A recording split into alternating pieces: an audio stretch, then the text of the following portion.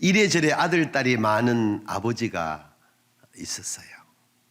낳기도 하고 입양도 하고 자의반 타의반 아버지 하고 싶다고 하는 애들이 있어서 그렇게 해라 해서 아버지 그런 아들들도 많고 아버지 그런 딸들도 많이 있어. 아버지 자리매김이 잘 되니까 너도 나도 아버지 하고 싶다 해서 그 아들, 딸이 두 숫자가 넘도록 많았던 모양이야.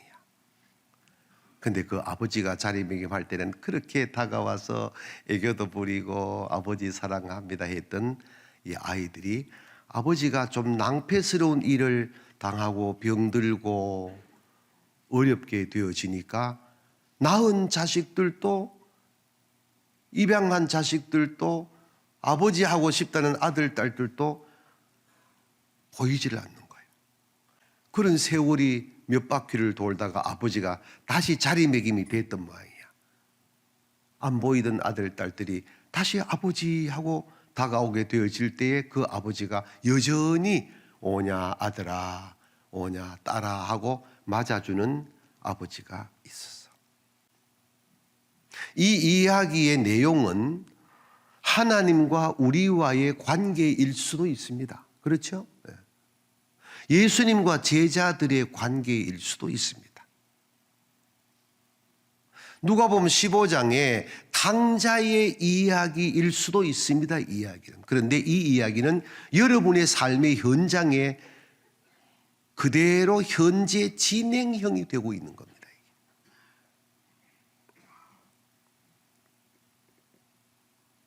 여러분은 어떤 아버지로 어머니로 지금 자리매김하고 계십니까? 여러분은 어떤 아들, 딸들로 이 어버이 주일을 맞이해서 우리 아버지, 우리 어머니한테 어떤 아들, 딸로 자리매김을 하고 있습니까? 성경적으로 보게 되어질 때 이런 관계를 66권 말씀 부모와 자녀 관계를 함축하고 또 함축하면은 부모와 자녀의 함수관계라는 단어가 형성이 됩니다. 그래서 오늘 여러분에게 부모와 자녀의 함수관계라는 제목으로 여러분에게 하나님의 말씀을 나누게 되는 거예요. 가정으로 돌아가면은 아빠와 엄마가 싸우고 다투는 가정의 아이들이 정상적으로 자란 아이들이 거의 없습니다.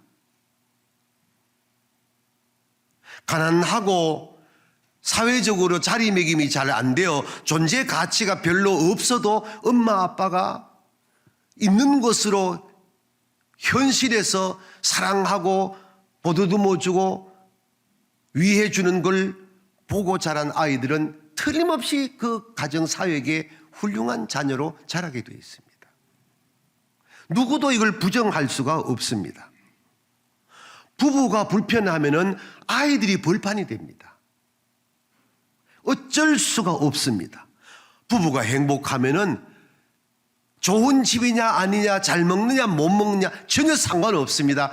그 환경 가운데 자란 아이들은 행복합니다.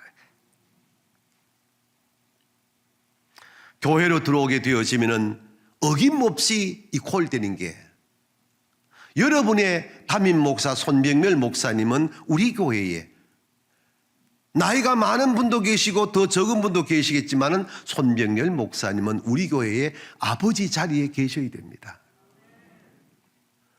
잘났든 못났든 우리 교회 장로님들은 어머니 자리에 계셔야 됩니다. 아멘. 아버지와 어머니가 싸우는 교회 아이들은 정상적으로 성장할 수가 없듯이 교회에 장로와 목사가 다투는 교회의 성도들은 절대로 평행 감축이 될 수가 없습니다. 누구도 부정할 수 없습니다. 이거는. 여러분 주위를 한번 돌아보십시오. 여러분 곁에 앉아있는 분이 정말 교회, 가정 같은 교회로 대입을 했을 때에 우리 아버지이신가 우리 어머니이신가 내 아들 딸들인가 이런 관계 개념 없이 어버이 주일 어머니 마음을 노래하고 부모와 자녀의 함수관계를 설교를 아무리 한다 한들 소기의 경일계가 되어지고 별 의미가 없습니다. 여러분 곁에 앉아있는 어른들이 나의 아버지고 나의 어머니며 여러분의 곁에 아이들이 나의 자식이라고 생각되어질 때에 어버이 주일의 의미가 담겨질 줄로 믿습니다. 그 중요한 메시지를 여러분에게 마가복음 3장 33절부터 35절까지 주님의 말씀으로 여러분에게 소개를 하려고 합니다. 우리 같이 한번 읽어보겠습니다. 시작.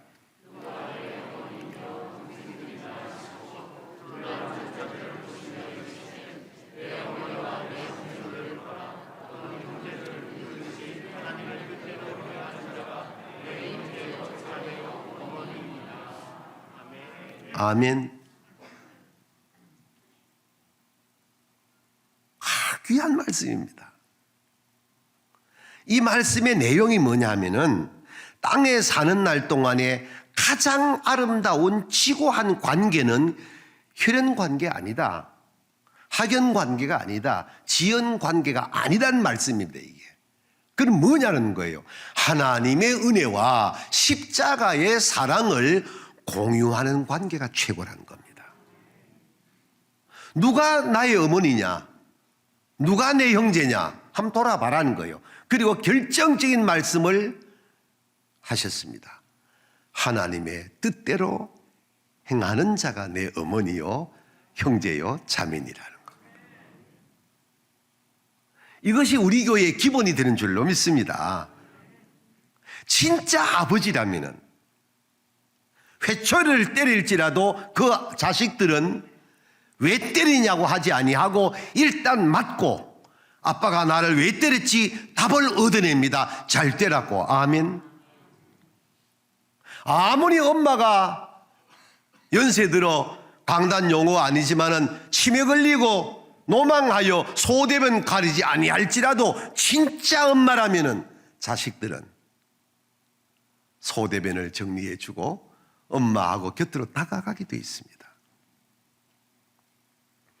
교회로 돌아옵니다. 여러분의 담임 목사님이 때로 답지 아니할지라도 정말로 영적 아버지라 마음에 담고 있다면 이 강단에서 여러분에게 말씀의 회초를 들지라도 들을 줄 알아야 됩니다.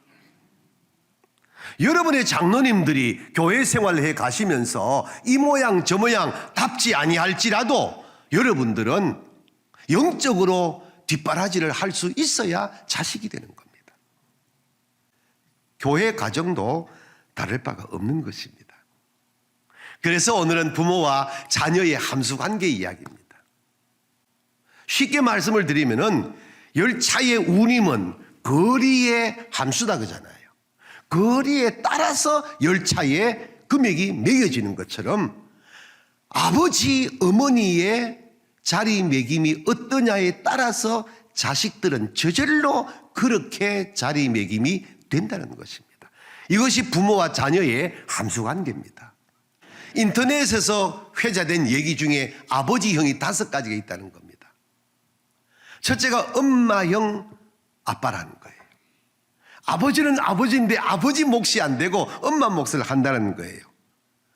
두 번째는 돈 지갑형 아버지가 있다는 거예요. 돈이면 다 해결되는 같이 그런 아버지가 돈 지갑형 아버지인 겁니다. 자식들이 어떻게 되든 상관없는 세 번째가 방관자형 아버지라는 겁니다. 네 번째는 아버지가 디자인하는 대로 자식들이 되어주기를 바라는 건축가형 아버지가 있다는 겁니다. 다섯 번째가 농부형 아버지입니다. 이 5 중에 말할 것도 없이 농부형 아버지가 진짜 좋은 아버지라는 건 우리가 다 잘 알고 있습니다. 1년 내내 밭갈이하고 논갈이하고 씨 뿌리고 가꾸고 가을에 수확을 거두게 되는 것입니다. 중요한 게 하나 있습니다. 농부형 아버지가 정답인 건 알고 있는데 농부형 아버지같이 좋은 농부가 되려고 하는 아버지는 많지 않다는데 오늘 가정에 아픔이 있다는 것입니다. 교회로 돌아와서 내가 담임 목사로서 정말 아버지 자리매김한다면은 내가 장로들로서 어머니 자리매김한다면은 정말로 내가 농부형의 아버지로 어머니로 자리매고 있는가? 우리 목사님들과 장로님들은 마음에 담으셔야 됩니다. 그리고 우리의 자녀가 되는 이 성도님들이 마음껏 평안하고 감사하면서 찬송하면서 자랄 수 있는 그런 가정을 만들어내기 위하여 피눈물 나는 노력과 기도와 찬송과 좋은 농부 아버지가 되기 위하여 어머니가 되기 위하여 애써야 가을의 수확을 거둘 수 있는 것처럼 다음 세대 우리 교회의 성도들을 통하여 기쁨을 얻게 되어질 줄로 믿습니다. 좋은 아버지 자리매김, 어머니 자리매김인 겁니다. 그러면은 오늘 부모와 자녀의 함수관계가 어떻게 엮어져야 될 것인가? 온 세계에 포항중앙교회 하면은 전국에서 온 세계에서 그 교회하고 오고 싶어 하고 박수 보냈던 교회가 우리 교회 맞잖아요. 그런 우리 교회가 주님 앞에 설 때까지 좋은 교회로 가정 같은 교회로 자리매김하기 위하여 부모로서 자녀로서의 함수관계가 어떻게 엮어져야 될 것인가? 이제 그 말씀을 드리려고 하는데 먼저 오늘 24절을 같이 읽어보겠습니다. 시작.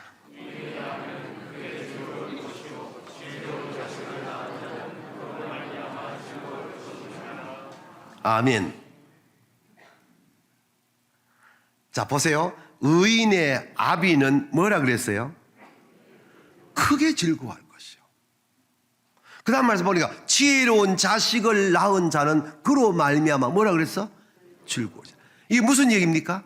요거는 지금 24절은 X는 Y는 X의 함수다 할 때에 이 Y가 X와 바뀌어서 자식의 함수가 부모가 된 얘기야 지금 이게. 맞거든? 자녀들을 위하여 아비가 어떻게 돼 있냐 이 말이거든. 그러면 의로운 아이가 뭐냐? 정직하고 신실하고 아름답고 제대로 자란 아이를 말하는데 이런 아이를 통하여 아비가 즐거울 것이요. 아멘. 이거는 자식의 함수가 부모가 돼 있다는 얘기야. 그러면은 24절이 어떻게 형성됐느냐 이 말입니다. 올라가서 13절과 14절을 여러분에게 소개합니다. 같이 읽어보겠습니다. 시작.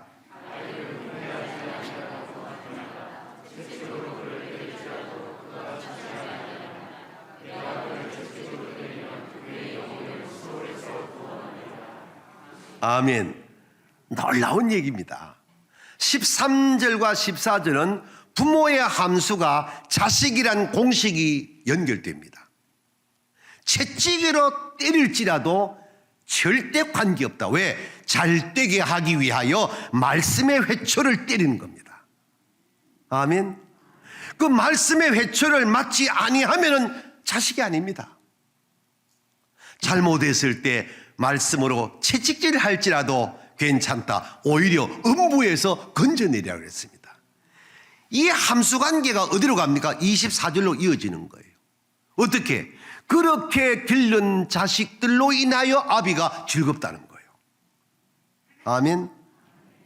이것이 우리 교회의 모습입니다. 할렐루야. 이 24절이 하늘에 뚝 떨어진 거 아니에요. 그냥 올라온 말씀이 아니에요. 13절과 14절이 있었기 때문에 24절이 있는 거예요. 13절, 14절은 부모의 함수가 자식이 된 것이고 24절은 자식의 함수가 저절로 부모가 되어서 그렇게 길렀더니 그 자식을 통하여 부모가 즐거워하게 되어지는 이치가 여기에 나오게 되는 겁니다. 우리 가정들이 이런 가정 되기를 축복합니다. 우리 교회가 이런 교회로 가정 같은 교회로 성장하기를 축복합니다. 더 돌아가서 성경에서 그러면은 더 아름다운 그러면서 교훈이 되는 함수관계의 말씀이 하나 있는데 사무엘상 2장의 12절과 18절인데 먼저 2장 12절을 같이 읽어보도록 하겠습니다. 시작. 아멘. 자 보세요. 엘리의 아들들은 행실이 나빠 여호와를 알지 못하더라. 아니 제사장의 아이들이 어떻게 하나님을 몰라? 하나님을 모른다는 말이 아니고 하나님 앞에서 영적 생활이 파괴됐다 이 말입니다. 왜 그랬을까요? 엘리의 두 아들 홈리와 비느하스가 하나님 앞에 번제를 드리려고 준비했는데 아직도 번제도 안 드렸는데 소뚜껑 열고 넓적다리 동물에 가져와서 먼저 뜯어먹고 이걸 본 엘리가 채찍질 안 하는 거야. 회초리질 안 하는 거야. 오냐 그렇게 갔어. 그 함수관계가 어떻게 연결돼? 4장까지 가는 거야. 4장으로 올라가니까 비느하스와 홈리와 비느하스가 청년이 됐어. 블레셋과 전쟁이 일어났어. 엘리의 두 아들이 전쟁터에 갔다가 한날 한시에 죽었어. 이 소식을 들은 성전에 앉아있던 엘리가 비보를 두고 놀라 넘어져가지고 목이 부러져 죽었어. 시아버지 죽은, 남편 죽은 소식을 들은 비느하스의 아내가 해산을 하다가 놀라가지고 이가봇 여호와의 영광이 떠나갔다고 저주하고 죽었어. 2장의 함수의 열매가 4장에서 끝나는 겁니다. 무서운 얘기입니다. 이거는 부모와 자녀의 함수 관계는 이런 관계예요. 그런데 18절에 어떤 말씀이 기록되어 있냐? 같이 읽어보겠습니다. 시작.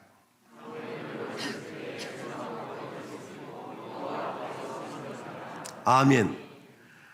엘가나와의 한나의 아들 사무엘은 간절히 기도하여 얻은 아들입니다.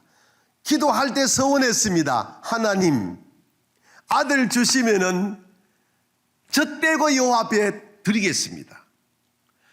서원대로 젖대자마자 그 어린 것을 성전에 올려보냈습니다. 얼마나 품고 싶었겠습니까? 성전에 올려보는 어린 아이가 에봇을 입고 여호와 앞에 섬겼더라. 예배 행위가 진행이 됐다는 겁니다. 결과 어떻게 됐어? 4장에 엘리의 시대가 막을 딱 막으니까 그 뒤를 이어서 사무엘 시대가 열리게 되는 겁니다. 부모와 자녀의 함수관계가 이렇게 놀랍다는 겁니다. 오늘 우리 포항중앙교회는 더 많은 다음 세대를 위하여 우리 세대가 부모의 자리매김을 잘하여 우리들 때문에 우리 아이들 세대가 복받는 아이들 되기를 바랍니다. 그 아이들 때문에 우리 세대가 나이 많아 70, 80 노인이 되어갈 때에 뒤에 앉아서 즐거움이 노래되는 교회가 되기를 축복합니다. 여러분 가정도 그렇게 되기를 주의 이름으로 축원합니다. 이것이 뭐냐? 함수관계라는 거예요. 돌아가서 결론적으로 그런 부모와 자녀의 함수관계는 구체적 개념은 어떤 것인가? 삼각줄을 세워드릴 텐데 그 첫 번째는 부모와 자녀의 함수관계는 어떤 관계냐? 생명 함수관계라. 아멘. 생명의 근원이 누구냐? 하나님이에요. 나의 생명의 근원은 하나님이시다를 일상을 통하여 저절로 연주하는 부모의 품에서 자란 아이들은 저절로 내 생명의 근원은 하나님이라는 사실을 인식하며 자라게 되는 거예요. 그래서 부모와 자녀는 생명의 함수관계가 있는 거예요. 아, 이건 놀라운 얘기입니다. 두 번째로 부모와 자녀의 함수관계는 신앙의 함수관계입니다. 동의하면 아멘. 출애굽기 20장 6절을 같이 받들어 읽습니다. 시작.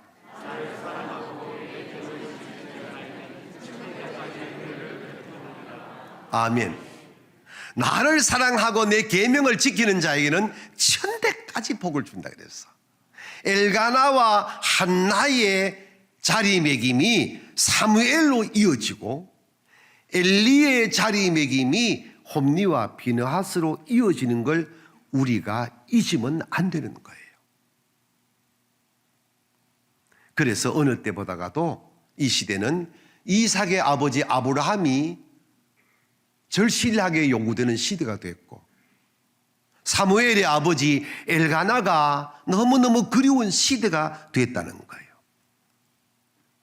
사무엘의 어머니 한나가 보기 어려운 시대가 됐지만 그 한나가 그리운 시대가 됐고 디모데의 엄마 유니게가 그리운 시대가 되는 거예요.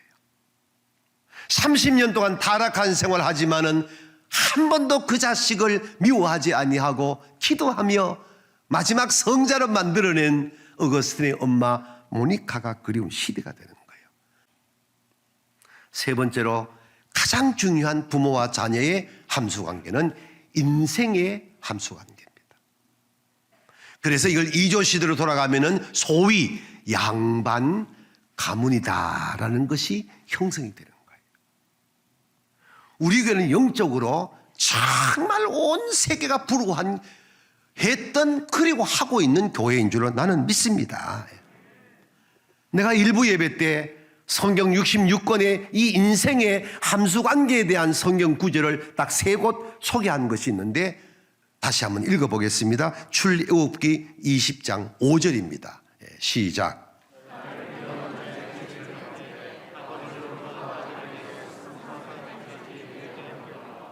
자, 나를 미워하는 자. 아니, 성도가 하나님을 미워할 자가 누가 있겠어요? 그런데 이런 말씀이 나왔단 말이에요. 어쨌든 나를 미워하는 자의 죄를 묻되 어디까지? 3, 4대까지. 이건 무서운 얘기입니다. 그런데 6절 말씀을 바로 이어서 뭐라 했는지 읽어보겠습니다. 시작.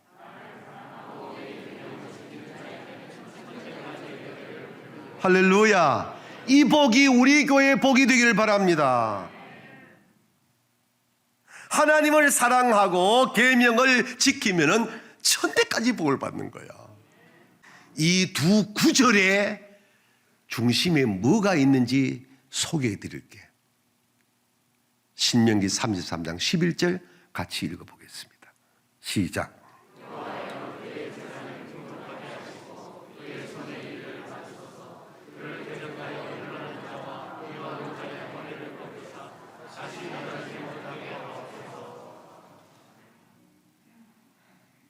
저는 이런 구절을 잘 인용하지 않는 사람이지만 오늘 어버이 주일에 이 신명기 33장이 얼마나 놀라운 말씀인가를 담아두셔야 돼요. 출애굽기 20장 5절에 나를 미워하면 반드시 3, 4대까지 죄를 묻겠다는 거야. 나를 사랑하면 천대까지 복을 주겠다는 거야. 그 중심에 뭐가 있어? 레위족 제사장. 이 시대로 상황을 도입하면은 목회자들에게 준 축복이 2가지인데 재산을 풍족하게 하고, 목사가 무슨 돈이 있겠어? 근데 평생을 가도 까마귀를 통해서라도 굶기지 아니하게 하신 약속이 목회자의 삶이라는 거예요. 2번째, 목사가 하는 손으로 이거밖에 없어. 그 손으로 하는 일을 받으사 그랬습니다. 이어서 뭐라 했습니까? 그런 상황에 1. 대적하는 자, 2. 일어서는 자에게는 허리를 꺾어서 다시는 일어나지 못하게 하옵소서. 이게 어버이 주일에 여러분의 아버지 어머니가 많이 배웠든 못 배웠든 잘났든 못났든 치매 걸렸든 노망하든 우리 아버지다 우리 어머니다 라는 마음을 담는 후손은 천대까지 복을 받는 거예요. 아버지 똥냄새 난다 더럽다 하여 지게 짊어지고 고래장 취급하는 가문은 사무엘상 2장 3장 4장으로 이어지는 것처럼 다치게 되는 거예요.